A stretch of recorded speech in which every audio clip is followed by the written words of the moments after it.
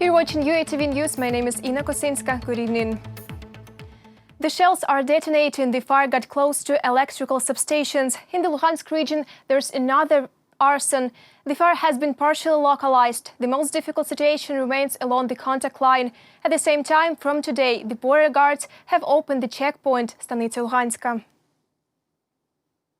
Natalia Ivanivna went to Markivka on October 1st, aiming to get her pension. While crossing the contact line, she happened to see the beginning of the fire. I have lived here for 38 years. I can remember something burning here even once. And this year it looks like someone cursed us. Here it was burning so fiercely that it almost reached this place. And you know, in 10 minutes the fire grew more than by half. The people addressed the closure of the checkpoint for 4 days sympathetically. Well, they just delayed the entry. I had to wait for 4 days. All this time I stayed at my relative's place, sheltered in Novoyedar. It's okay. It's a shame that this happened. The fact that we got delayed for 3 days is not as scary as fire itself. Actually, in order to get through faster, we tried to accelerate and not to pay attention there. More than 1,500 people have crossed the checkpoint in Stanitsa Luhanska today. Quarantine restrictions still apply here. People are asked to wear masks, their temperature is being measured, and they're encouraged to install the DF Doma application. The infrastructure sustained no damages during the fire at the checkpoint. We needed minimum effort to restore all the necessary databases. The only thing we had to do in order to renew the passage across the contact line was to reconnect our CCTV surveillance. 1,080 citizens have passed through the temporarily occupied territory. 386 citizens passed back. Firefighters continue to extinguish the fire in Stanitsa Luhansk district. Forest litter and dry grass are burning between the villages of Nizhne Teploye and Artem. The wind moved the fire towards the power plant and the gas pipeline. The ammunition stored on the territory of an abandoned vegetable factory began to go off.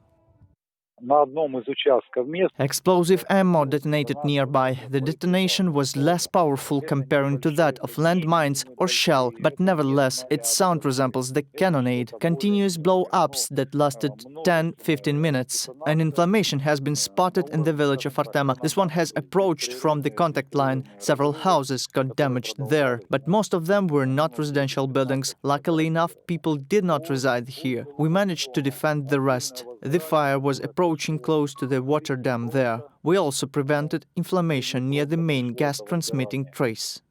According to preliminary estimates of the State Emergency Service, the approximate area of fires is more than 22,000 hectares. 7 of the 10 main sources of ignition have been eliminated. 2 localized. More than 2,500 rescuers, military and law enforcement officers are extinguishing fires. 11 people died. 18 are in hospital. 11 criminal proceedings have been opened already. Reported by Nick Starkov, Anastasia Volkova, Luhansk region for UATV. For the first time in the last 6 days, the number of people infected with COVID-19 in a day dropped below 4,000. This information came from the Ministry of Health. Does the ministry expect a continued increase in the infection rate? And what kind of quarantine zoning has begun to work in the country today? Yulia Krychkova will tell. The situation is tense but not critical. This is how the Ukraine's Minister of Health, Maxim Stepanov, described the COVID-19 infection rate. However, according to the official, as early as this week, the daily growth of infected may reach 5,000. Over the past day, 3,771 cases have been reported. Kharkiv region is in the lead, plus 446 new patients per day. Previously, local authorities held a mass event, a concert dedicated to Teachers' Day there. Kharkiv, which has been constantly leading our anti-rating, actually sets worst records every day. Well, was it really important for the local authorities to hold this concert? Gather thousands of people. Now we'll see how many patients we'll get in a week and 10 days. Today, a new quarantine zoning have been applied in Ukraine. There are 2 red cities in it. It's Kaniv of Cherkasy region and Ternopil. 85 cities and districts fell into the orange zone. As an example, the city of Dnipro has shifted there. Today, a public transport police raid has been carried out. Law enforcers have drawn up dozens of reports on drivers for violating quarantine measures. Did your higher-ups warn you that it is prohibited to carry so many people? Do you understand that you are committing an offense now, and this can lead to many consequences? I understand, but what can I do in this situation? No one is going to listen me, nobody will get out of the wagon. Now the most of responsibility falls to a driver. He has no right to let a passenger in if the passenger wears no personal protective equipment. Still, the city Kyiv is in the yellow zone. This means there are minimal restrictions in the capital. The local authorities even allowed UEFA football matches to be held in presence of fans in the stands. Places in stadiums can be filled by no more than 30%. I emphasize, this applies only to international matches. The national teams of Ukraine and Germany will meet on October 10 at the Olympic Stadium. This will be a UEFA League of Nations match. Also on October 13, the national teams of Ukraine and Spain will play at Olympijski. President Volodymyr Zelensky held a conference call where he was informed on countering coronavirus in Ukraine. According to Prime Minister Denis Shmyhal, half of medical institutions have already received funds to pay increased salaries to doctors working with COVID patients. The compensation amounts to nearly $24,000. Reported by Nick Starkov, Yulia Krychkova for UATV News. Ukraine will invite Russia to the events of the Crimean Platform. This was stated by the First Deputy Minister of Foreign Affairs of Ukraine, Emina Japarova. It was decided to create an international project to unite and structure the efforts to deoccupy Crimea in September this year. The Crimean Platform will work at different levels: leaders of countries, foreign ministers, defense ministers, interparliamentary meetings and expert discussions. We have decided that the Russian Federation will be invited to participate in the activities of the Crimean Platform. However, again, given that the uncivilized behavior of the Russian Federation is no secret to us, we do not expect it to accept the invitation. Ukraine has been the first country in the world to introduce a digital passport and the fourth in Europe where an electronic driver's license is fully functioning. This was stated by Volodymyr Zelensky in his speech at the DIA summit event. According to the president, 5 million people have already been using the DIA application. And can you believe this is just a tenth of our great plans? And it's just the beginning of our course towards a digital state in which 100% of services will be processed online and bureaucracy and corruption will become uncommon. The digital Ukraine means not only convenience, it also stands for strong economic development because the proportion of the digital economy in the world is growing very fast. And now to another topic, military confrontation between Azerbaijan and Armenia, the 9th day of the crisis. The parties report of new victims and infrastructure losses in the areas adjoining the contact line. See more details in our correspondent's story.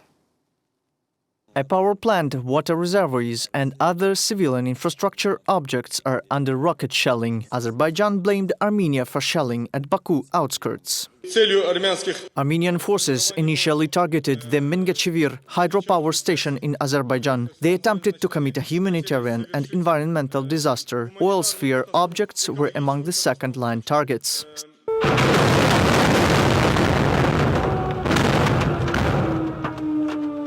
Stepanakert is the capital of the unrecognized Nagorno-Karabakh Republic. Its roads and even residential districts have suffered shelling. The city's central square is covered with debris and shrapnel.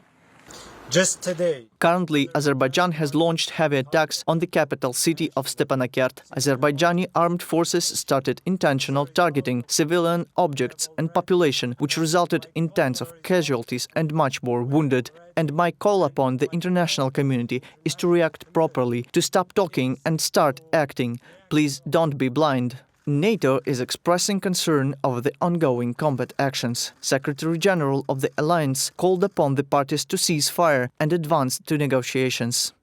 It is extremely important that we convey a very clear message to all parties involved that they should cease fighting immediately, that we should support all efforts to find a peaceful, negotiated solution, because there is no military solution to the situation in and around Nagorno-Karabakh. The decades-frozen territorial dispute of the Azerbaijan-Armenia border aggravated on September 27. The number of civilian victims on both sides is estimated from 18 to 25 people. Hundreds have been injured for the past 8 days. Reported by Nick Starkov, Ksenia Bugay for UATV News.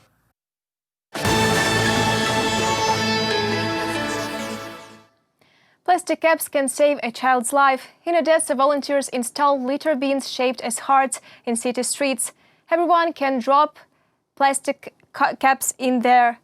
Afterwards, the waste is sent for recycling. The money earned is allocated to treatment of children with cerebral palsy. The initiative was organized by mother of a child with special needs. Volunteers hope to transfer a ton of caps to the recycling plant every month.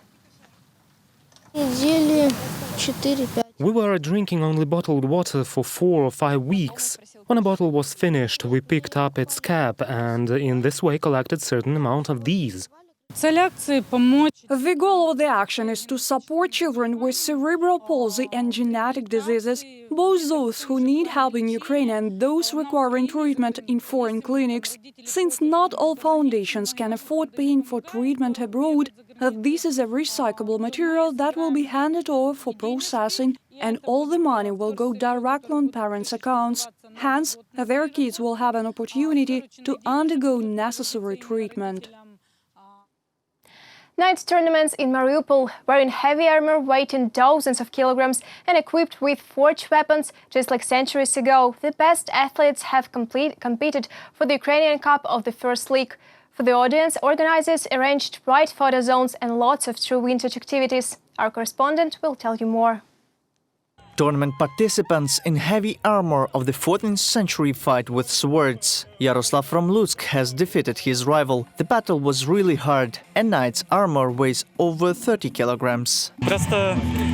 It's pure adrenaline. It is difficult for the first time to put on armor, but you know it feels much lighter on the body than a backpack.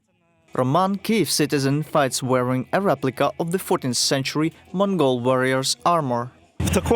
In such armor, the Mongols came to Rus in order to conquer it, so I'm a Mongol now. Kiev citizen Katerina has been engaged in medieval battles for 4 years.